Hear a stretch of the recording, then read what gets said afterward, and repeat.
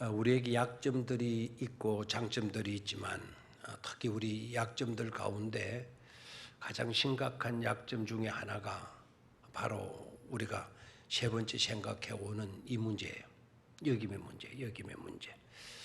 하나님께서는 우리를 여겨주시는데 우리는 여전히 그렇게 여기지 못하고 있어요. 받아들이지를 못하고 있는 거예요. 머리로는 알아요. 그 내용을 알고 있고, 그리고 그 구절 자체도 암송하라 그러면 암송까지도 해요. 그런데 일상적인 삶에 있어서는 여기지는 못하고 있어요. 아는 것 같으면 아는 것하고 여김이 같이 가야 되는데, 아는 것으로 멈추고 여김이 따라붙지를 못해요. 여김으로 이어지지를 못하고 있는 것이 우리들이 안고 있는 또 하나의 심각한 그 약점의 약점. 우리가 약점을 알면 그 약점을 많은 게 좋아요. 약점을 보완해 가는 것이 중요하겠죠. 내 약점을 보완해 가는 거예요. 내가 감기에 약하다 그러면은 그 약한 그대로 두지 말고 감기에 강할 수 있는 그런 음식을 취하든지 그런 약들을 취함으로 인하여서 그 약점을 보완해 놔야 돼요. 감기가 와도 이겨낼 수가 있는 거거든요. 약점을 알고 약점을 보완해 나가는 작업이 중요합니다. 물론 성장학적으로 보게 되거나 또는 아름다운 그 유익이나 어떤 결산을 아름답게 만들기 위하여서는 장점을 가능한 개발하라라고 하는 이야기도 많이 나와요. 약점을 보완하려고 그걸 채우려고 애쓰기보다는 네가 잘할 수 있는 그거를 더 발전시켜라. 네가 잘할 수 있는 그거를 더 확대시키고 발전시켜 나가게 되면 더욱더 성공적인 삶을 살아갈 수가 있다. 이렇게 보기도 해요. 자기 개발론 같은 데에서는 그것도 일리가 있습니다. 지금 여러분들이 잘하고 있는 그것이 있을 거예요. 잘하고 있는 그거를 더욱더 발전시켜 나가는 거. 그게 더 중요할 수도 있어요. 그게 지혜로움일 수도 있어요. 지금 여러분들 나이에 연세에 나는 영어가 좀 부족해. 나는 다른 거는 좀 갖추었다 생각하는데 의학 실력에는 내가 좀 부족한 것 같아요. 그래서 잘하는 그 시간, 잘할 수 있는 그걸 활용하는 시간을 좀 빼어가지고 내게 있어서 부족한 영어를 지금 준비한다 합시다. 자, 잘할 수 있는 거를 확대시켜가지고 더 잘할 수 있는 그런 삶을 사는 것이 좋으냐? 아니면 내게 있어서 지금 약점인 영어 실력이 부족하다 해서 지금부터 영어 공부를 시작하는 것이 좋으냐? 당장 답이 나오죠, 그죠? 좀 지혜로운 삶을 산다는 것은 내가 지금 못하고 있는 그거를 지금 약점을 채우려고 하기보다는 내가 잘할 수 있는 그것을 해라. 내가 그것을 할 수 있는 그것을 하게 될 때 우리 인생을 더욱더 알뜰하게 갖고 갈 수가 있는 거다. 지금 이제 우리 나이가 어느 정도 차가고 있잖아요. 이런 시점에서는 우리가 잘할 수 있는 그걸 더 개발시키고 더 활용할 수 있는 그런 삶을 사는 것이 더 지혜로울 수가 있어요. 자, 부족한 점을 채우려고 하기보다는 지금 이 시간에 책을 가지고 와서 수학을 풀고 그러거나 저 독일어 책을 가지고 와서 독일어 공부를 하거나 그러하기보다는 내가 잘할 수 있는 거. 성경을 더 많이 읽는다든지 성경 공부를 더 열심히 한다든지 그런 쪽으로 개발하는 것이 훨씬 더 지혜로운 삶이 되어질 수가 있는 것이다. 그렇게 주장들을 해요.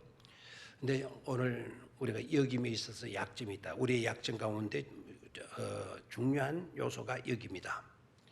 이 약점을 보완하라 이 말은 그와 같은 문제가 아니고 신앙생활을 보다 더 원만하게 보다 더 체계를 갖추고 하려고 하게 되면 우리의 약점을 보완할 수 있어야 된다. 신앙의 핵심적인 요소에 약점이 드러나고 있는데 그 약점을 나는 약점은 제쳐두고 좋은 점만을 개발할 거야. 그렇게 하면 그건 적용 문제에서 조금 문제가 있는 겁니다. 자, 그러면 신앙생활, 온전한 신앙생활을 해가는 데 있어서 우리에게 약점이 뭐라고요? 여김의 문제다라는 거예요. 알고는 있는데 아직도 여기고 있지를 못하고 있는 겁니다. 됐죠? 그럼 우리가 여겨야 될 것 몇 가지를 먼저 살펴보죠. 8절을 봅니다. 8절.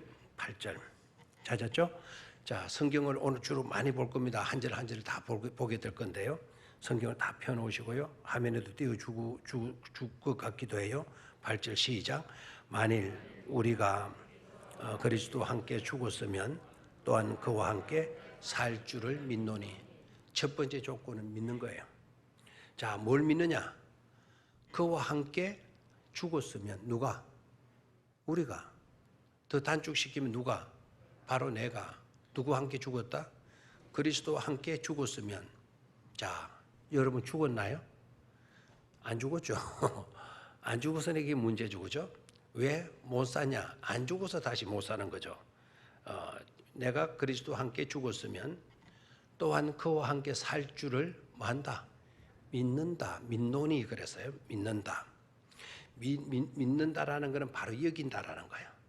여김 이퀄 믿음에. 믿음 이퀄 뭐라고요? 여김.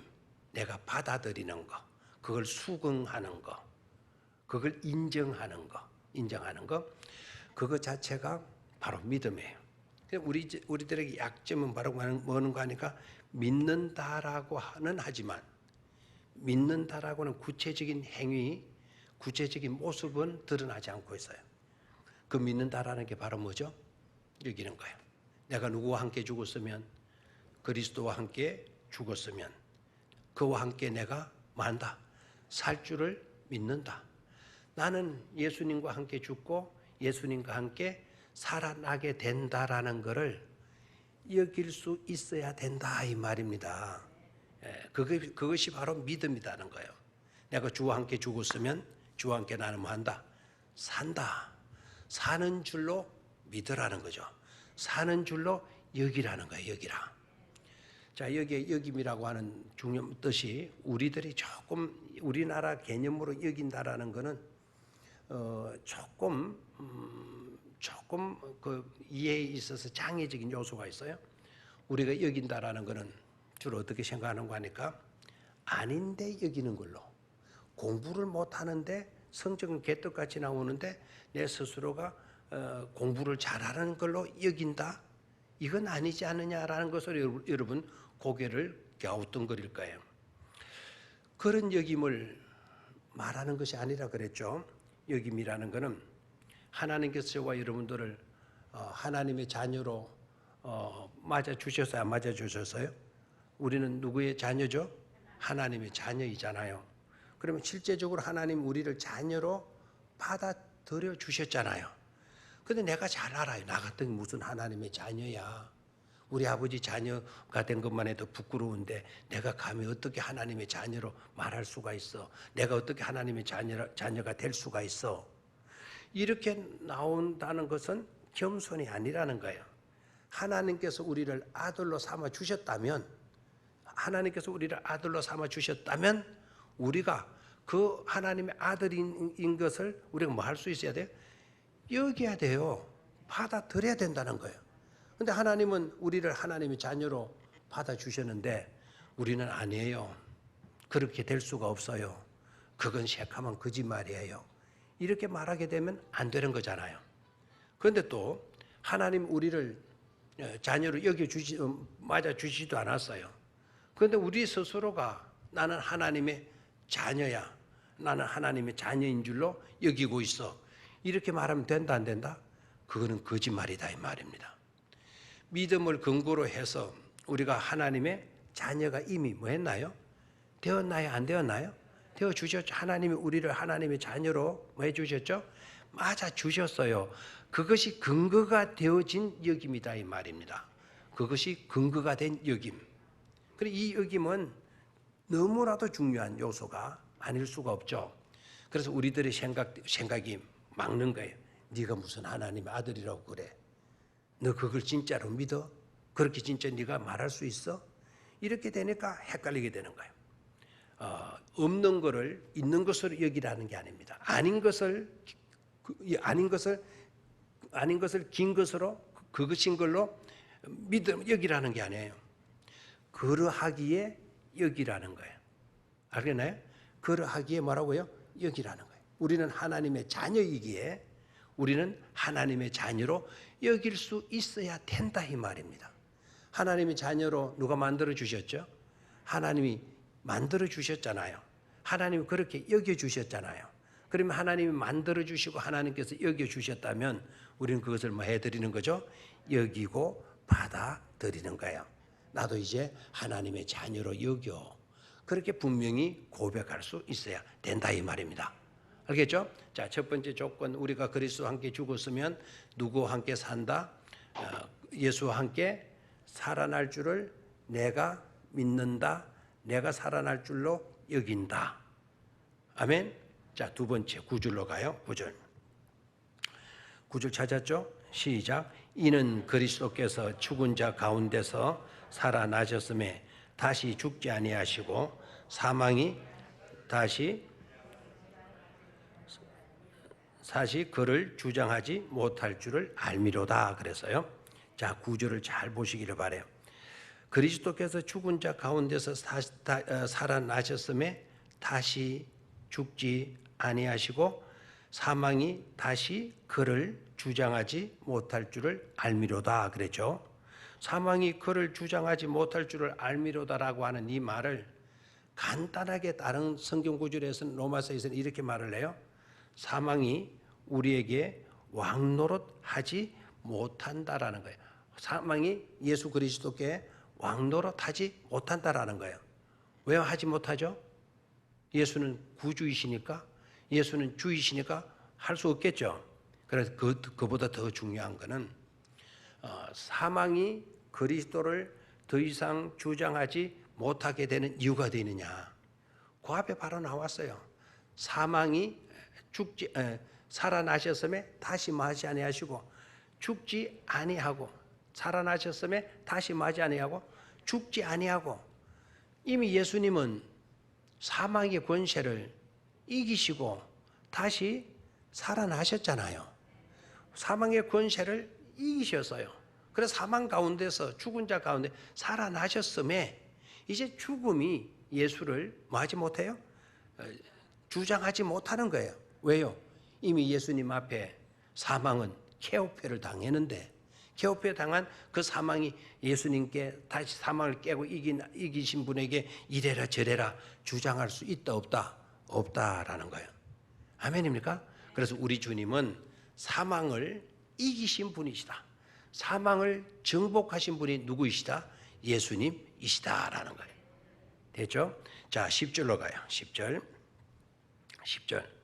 시작. 그가 죽으심은 죄에 대하여 단번에 죽으심이요 그가 살아계심은 하나님께 대하여 살아계심이니. 자, 여기에서 중요한 문제가 나와요.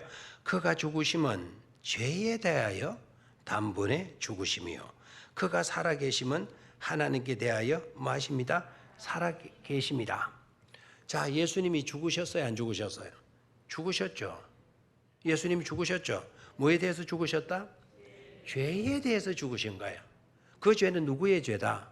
이걸 알면 다 됐어요. 그 죄는 누구의 죄다? 우리의 죄를 대신해서 예수님이 죽으셨죠. 그래서 그가 죽으시면 예수님이 죽으시면 뭐에 대해서 죽었다? 죄에 대해서 죽었다. 그 죄는 누구의 죄다? 그럼 이걸 바꿔보죠. 그가 죽으시면 예수님이 죽으시면 나의 죄에 대하여 뭐한 것인 거고 단번에 죽으심이고 예수님이 살아 계심은 누구께 대하여 살아 계심이라? 하나님께 대하여 살아 계심이라. 그래서 이게 은혜 중에 은혜죠. 예수님이 죽으셨다. 힘이 없어 죽으셨느냐? 능력이 없어 죽으셨느냐? 사탄보다 약해서 죽으셨느냐? 아니다 이거예요.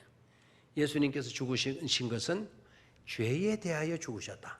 그럼 예수님께서는 지은 죄가 있어가지고 자기 죄에 대해서 죽으신 건가? 아니다 이거예요. 예수님은 죄가 있어요 없어요? 없으신 분이시죠.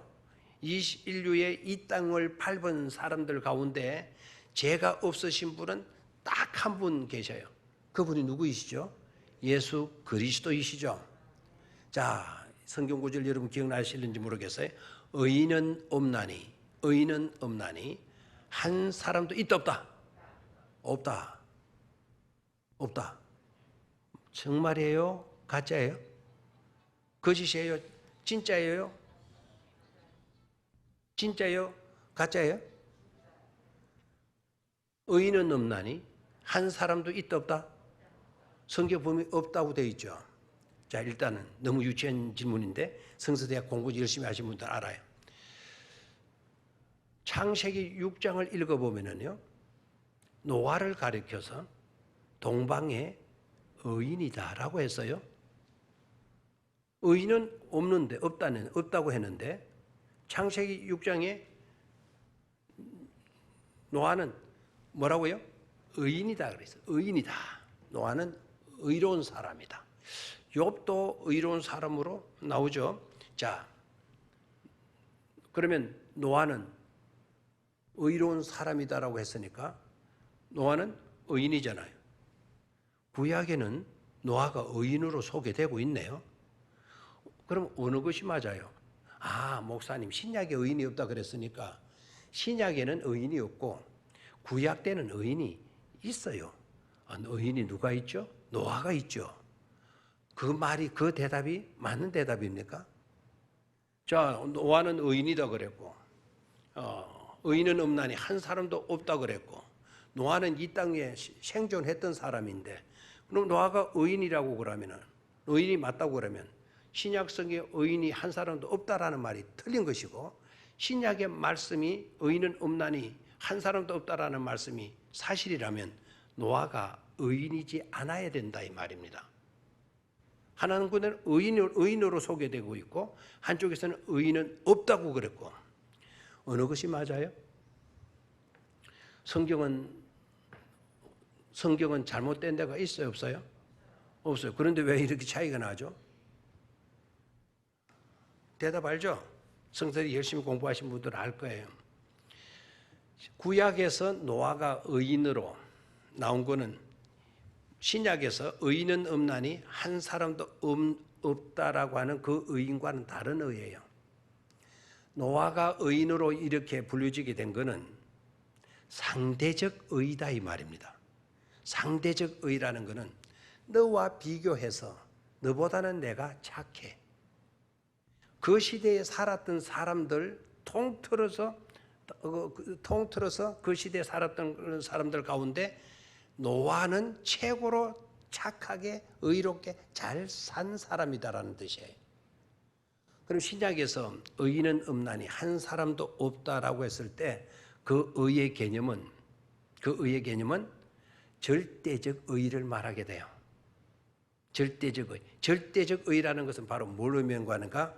하나님 보시기에, 하나님이 판단하시기에, 하나님의 기준으로, 하나님의 관점으로 보았을 때에는 의로운 사람이 있다 없다? 없다 이게. 제가 여러분들보다는 내가 더 착할 수가 있어요. 우리들 가운데 최고로 착하고 믿음 좋으신 분은 나올 수 있어요. 우리들 가운데. 그러나 그렇게 나왔다 하더라도 하나님 앞에서는 완벽할까요? 완벽하지 않을까요? 완벽하지 않는 거예요. 이해가 되겠습니까?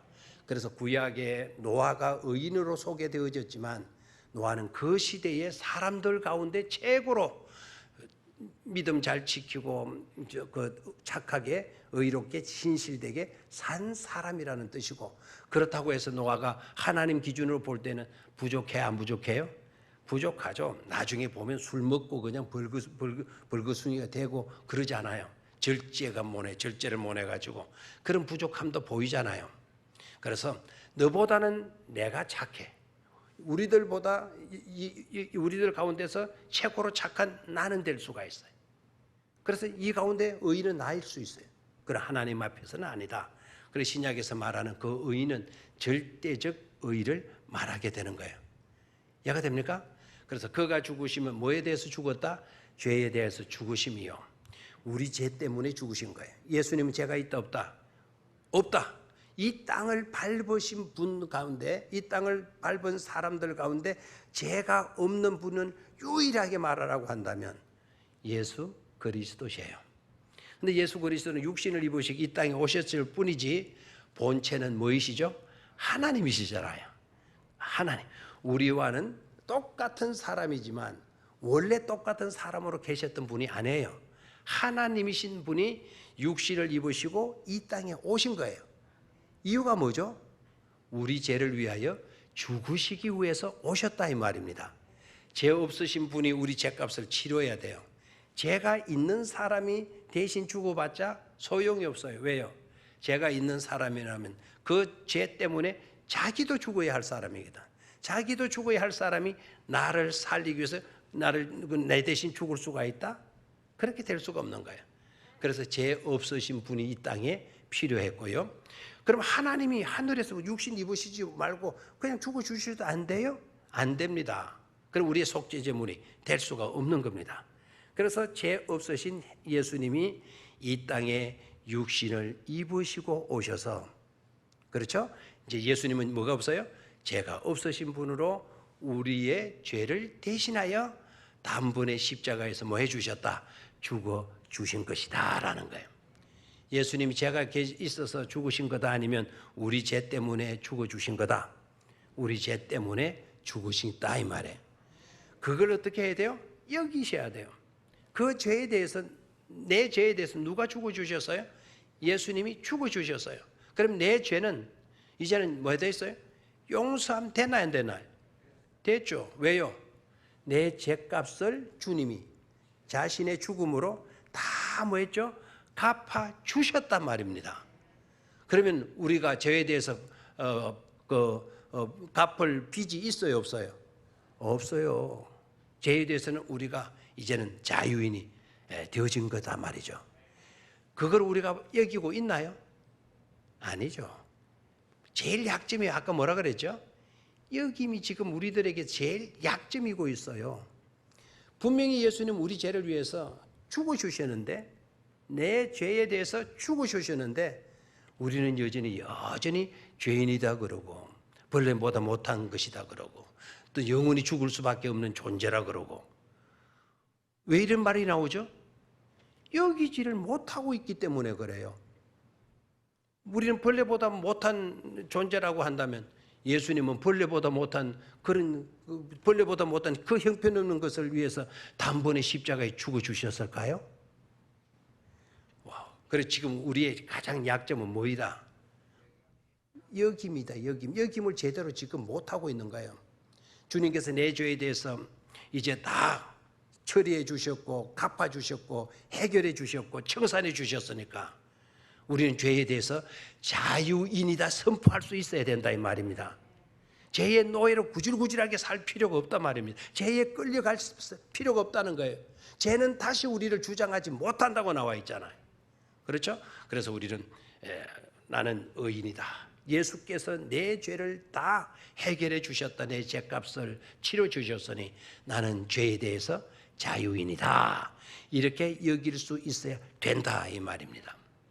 아멘입니까? 자, 여김 첫 번째 요소예요. 자, 그다음에 하나님께 대하여는 뭐라 그랬죠? 살아 계심이니. 하나님께 대하여는 뭐하니? 살아 계심이니. 죽으심은 죄에 대하여 죽은 것이 계심이니 그랬죠? 자, 죽으심은 뭐에 대해서 죽었다? 죄에 죽었다. 그 죄는 누구의 죄다? 우리의 죄다. 살아 계심은 누구에 대해서 산 것이다? 하나님에 대하여 살아 계신 것이다. 근데 이게 거꾸로 되면 돼야 안 돼요? 거꾸로 되면 돼야 안 돼요? 거꾸로 되면 큰일 나죠. 자, 거꾸로 한번 해볼게요. 죽으심은 죄에 대해서는 다시 한번 죽으심은 죄에 대해서 죽었는데 죄에 대해서는 살고, 살아계심은 하나님에 대하여 살아계심인데 하나님에 대해서는 죽고, 하나님에 대해서는 죽고 죄에 대해서는 살아있다라고 하면 이거는 심각한 큰일 난 이야기죠. 죄에 대해서는 우리가 뭐하고? 죽고, 누구에 대해서는 살아야 된다? 하나님에 대해서는 우리가 살아서는 안 된다라는 거죠. 하나님에 대해서는 절대로 죽으면 된다 안 된다? 안 된다. 하나님에 대해서는 살고, 뭐에 대해서는 죽어야 된다? 죄에 대해서는 죽어야 된다라는 거예요. 아멘. 11절로 내려가요. 11절. 시작. 이와 같이 너희도 너희 자신을 죄에 대하여는 죽은 자요 그리스도 예수 안에서 하나님께 대하여는 살아있는 자로 여길지어다 그랬죠. 앞에 지금까지 말씀드린 것은 누가 그렇게 해주셨다는 거죠? 예수님께서 그렇게 해주셨다는 거죠. 자, 두 번째 바로 이제 11절에 와서는 여길지어다 그랬어요. 여길지어다. 예수 그리스도가 그렇게 다 해주었으니 그러니 너희들은 그렇게 말하는 거죠. 여기라는 거예요. 그렇게 여기라. 아닌 것을 여기라는 거 하는 것이 아니에요. 거짓된 것을 그 진짜인 줄로 여기라는 게 아니에요. 주님께서 이렇게 해 주셨으니 주님께서 죄에 대해서 죽고 하나님에 대하여 살아 계시니 살아나셨으니 우리도 죄에 대해서는 뭐로 여기고 죽은 자로 죄에 대해서는 죽은 자로 여기고 그리스도 예수에 대해서는 하나님께 대해서는 뭐 있는 자로 여기라 살아있는 자로 여길지어다 그랬어요. 아멘입니까? 누가 그렇게 해 놓았어요? 예수 그리스도께서 해 놓았어요. 예수 그리스도께서 해 놓은 것을 근거로 해서 여기라는 거예요. 무턱대고 여기라는 게 아니에요. 주님께서 그렇게 해 주셨지 않느냐. 그것을 근거로 해서 너희들은 여길 수 있어야 된다라는 것이죠. 자, 11절 다시 소리내서 크게 있습니다. 시작. 이와 같이 너희도 너희 자신을 죄에 대하여는 죽은 자요 그리스도 예수 안에서 하나님께 대하여는 살아있는 자로 여길지어다. 아멘. 자, 이제 12절로 갑니다. 12절 같이 읽습니다. 시작. 그러므로 너희는 죄가 너희 죽을 몸을 지배하지 못하게 하여 몸의 사욕에 순종하지 말고 그랬어요. 자, 주어가 뭡니까? 너희는 그랬죠. 너희는 끝에 가서 동사가 순종하지 말고 어디에 순종하지 말고 몸의 사욕에 순종하지 말고 우리는 욕심대로 살아도 된다 안 된다? 욕심대로 살아서는 안 된다라는 거예요. 자, 그 가운데 낀 부분을 보죠. 제가 너희 죽을 몸을 마지 못하게 하라. 지배하지 못하게 하라. 뭐가 지배하지 못하게 하라? 이걸 아까 다른 말로는 뭘 어떻게 바꿀 수가 있죠? 제가 우리에게서 제가 나에게 들어와서 왕노릇하지 못하게 하라는 거예요. 내 속에서 뭐가 왕이 되지 못하게 해? 제가 왕이 되지 못하게 하라 이 말입니다. 그런데도 자꾸 우리는 연약해가지고 약해가지고 우리 속에 들어와 있는 들어오는 그 죄에게 왕관을 자꾸 씌워주려고 그래요. 죄에게 왕관을 씌워주려고 그래요. 그리고 제가 끄는 대로 제가 지시하는 대로 우리가 끌려서 살아가는 경우들이 많다 이 말이에요. 그렇게 살지 말라는 거예요. 12절. 그러므로 이제 우리는 죄에 대해서 죽었지 않냐. 그러므로 너희는 제가 너희 죽을 몸을 막지 못하게 하라. 지배하지 못하게 하라. 제가 네 속에서 왕노릇하지 못하게 하라. 몸의 욕심에 따라서 살지 말아라. 몸의 사욕에 순종하지 말고. 13절. 자, 그럼 어떻게 살아야 되느냐? 13절 여전히 또 하지 말아야 될 것이 나오죠. 13절 시작. 또한 너희 지체를 불의의 무기로 죄에게 내주지 말고 거기까지. 자, 사욕에 순종하지 말고 두 번째는 너희 지체를 불의의 무기로 불의에 사용되는 그런 무기로 그런 도구로 네 몸을 맡기지 말고 불의의 도구로 드리지 말고 그 다음에 이제 우리 해야 될 게 나오죠. 오직 시작. 오직 너희 자신을 죽은 자 가운데서 다시 살아난 자같이 하나님께 드리며 너희 지체를 의의 무기로 하나님께 드리라 그랬죠. 뭐의 무기로? 의의 무기로. 아까는 뭐에 내주지 말고 불의의 무기로 죄에게 내주지 말고 이제는 의의 무기로 누구께 드리라? 하나님께 드리라 그랬죠. 너무 귀중한 말씀입니다. 그죠? 또 너희 지체를 불의의 무기로 죄에게 내주지 말고 오직 너희 자신은 죽은 자 가운데서 다시 살아난 자 같이 누구께 드리며 하나님께 드리며 너희 지체를 의의 무기로 드리라라는 거예요. 하나님 쓰시고자 하시는데 저를 사용해 주십시오. 제 몸뚱아리, 내 시간, 내 가진 모든 것들 하나님 도구로 하나님 나라의 도구로 저를 사용하여 주십시오. 이 몸을 바칩니다. 주님께 바치고 의의 뱅기로 바칠 수 있는 그런 결단이 우리에게 일어나야 될 줄로 믿습니다. 늘 해코지하는 일에 내 몸을 갖다 맡기고 사탄이 기뻐하는 일에 게다가 여러분 시간을 갖다 거기에다 낭비하고 너희 몸뚱아리 우리 몸뚱아리 사탄이 무기로 이렇게 내주어서는 된다 안 된다? 안 된다. 왜 안 되죠? 죄에 대해서는 우리가 뭐한 자죠? 죽은 자예요. 우리를 다시 살려주신 분이 누구예요? 하나님이잖아요. 하나님이 살려주신 이 몸인데 이제 하나님이 살려준 몸을 가지고 또 죄 짓고 살 수 없다는 거예요. 의의 병기로 드리는 것이 마땅한 도리가 되어지는 줄로 믿습니다. 자, 14절 갑니다. 14절. 오늘 마지막 부분이죠. 14절. 자, 시작. 제가 너희를 주장하지 못하리니 이는 너희가 법 아래에 있지 아니하고 은혜 아래에 있음이라. 다시 한번 읽습니다. 시작. 제가 너희를 주장하지 못하리니 이는 너희가 법 아래에 있지 아니하고 은혜 아래에 있음이라. 아멘. 지난번에 믿음으로 시작해서 은혜 아래에 있음이라 라는 첫 번째 여김에서 말씀을 드렸죠. 그죠? 믿음으로 사는 사람들의 세계는 은혜 아래에 있는 삶이다. 은혜 아래 있는 세계다라는 것을 지난 첫 시간에 말씀을 드렸어요. 자, 다시 한번 14장 14절 제가 너희를 주장하지 못하리니 제가 우리에게 돌아와서 이래라 저래라 이제 하지 못하리니 이는 너희가 법 아래 있지 아니하고 어디 아래 있다? 은혜 아래 있기 때문이다라는 거죠. 이게 우리들에게 주어진 축복이에요. 이게 여김의 놀라운 은총이 아닐 수가 없습니다. 자, 결론 짓습니다. 여기에 할 것 세 가지. 기억하시는지 모르겠어요. 여기에 할 것 세 가지. 첫 번째 여기에 할 거 뭐죠? 그렇죠. 모르는 게 당연해요. 그러나 왜 오늘 저녁 오셨어요? 모르니까 와서 다시 듣고 알아야 되잖아요. 자, 첫 번째는 의롭다 여겨야 된다라고 했어요. 의롭다 여김. 우리는 다 어떻게 여겨야 돼요? 의롭다. 의라는 말이 알죠? 의롭다 여긴다는 게 뭐죠? 나는 무죄다. 나는 내 생각으로 무죄라서 아닙니다. 내가 착각해서 무죄가 아닙니다. 하나님이 나에게 무죄라고 선포해 주셨기 때문이다라는 거예요. 하나님이 재판 딱 때렸어요. 너는 무죄다라고 재판하고 땅 세 번 딱 쳤어요. 하나님의 법정에서 하나님이 재판하셨어요. 너는 무죄라고, 나는 무죄라고, 여러분들은 무죄라고 선포하셨어요. 아니에요, 나는 죄인이에요. 대법원 판사가 무죄라고 했는데 나는 감옥에 있어야 돼요. 감옥에 쭉발치고 앉아 있으면 돼요, 안 돼요? 안 돼요. 감옥에 쭉발치고 앉아 있다 하더라도 가만히 안 놔둬요. 간수가 매가지 잡아가지고 나가서 바깥으로 쳐냅니다. 너는 이 새끼야 감방에 있을 새끼 아니야. 나가. 석방시키죠. 누가 왜 그래요? 판사가 무죄라고 했기 때문에 그래요.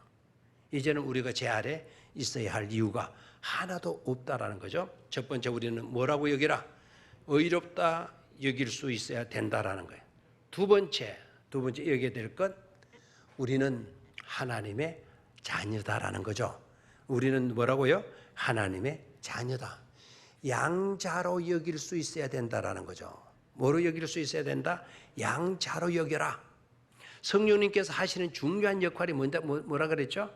우리로 하여금 양자로 여길 수 있도록 감동, 감화 주시는 분이, 그 역할을 하시는 분이 성령 하나님이시다 이거예요. 그래서 성령 하나님을 따르게 부를 때는 또 어떻게 부른다 그랬죠? 그렇죠. 모르는 게 당연하다니까요.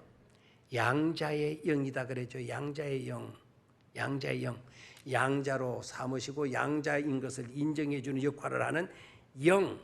그 양자의 영이 바로 성령님이죠. 그렇죠. 성령님의 다른 이름은 또 뭐라고요?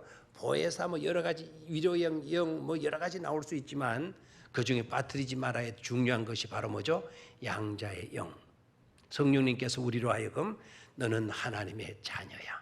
하나님의 아들이고 하나님의 딸이야. 그렇게 여기도록 우리를 도우신다 이 말입니다. 그게 성령이 임한 증거예요. 그게 성령 충만이에요. 그것이 강하면 강할수록 여러분들은 성령이 전적인 지배를 받고 있는 사람이에요. 하나님은 우리를 하나님의 자녀로 삼아 주셨는데 여전히 우리는 아닌 것처럼, 저 열방을 떠돌아 다녀야 되는 고아인 것처럼 여기고 있다면 여러분들은 성령의 사역을 부인하는 사람입니다. 성령을 부정하는 사람, 부인하는 사람은 오고 오는 세대에 용서받을 길이 없다 그랬어요. 하나님은 우리에게 성령 보내셔서 자꾸 믿도록 만들어 주시는데, 성령이 믿도록 만들어 주시는데도 불구하고 내가 끝까지 내 고집 부르면서 안 믿어. 이 사람들은 어떤 시대에도 용서받지 못하고 구원받지 못한다 이 말입니다. 만 사람을 죽였다 하더라도 그 사람 구원받을 수 있을까요, 없을까요? 구원받을 수 있는 가능성이 있을까요, 없을까요? 만 사람을 죽였어. 구원받을 가능성이 있을까요, 없을까요? 있죠. 어떻게 가능해요?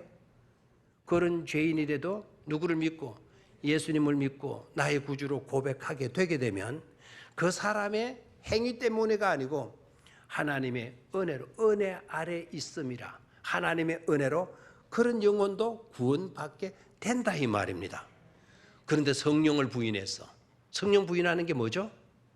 하나님을 믿으라고 계속 감동을 주시는데, 양자의 영이 와서 너는 하나님의 아들이야, 너는 하나님의 딸이야, 그렇게 늘 감동 주시고 알 수 있도록 만들어 주시는데도 불구하고 난 아니에요, 난 절대로 그렇게 될 수가 없어요.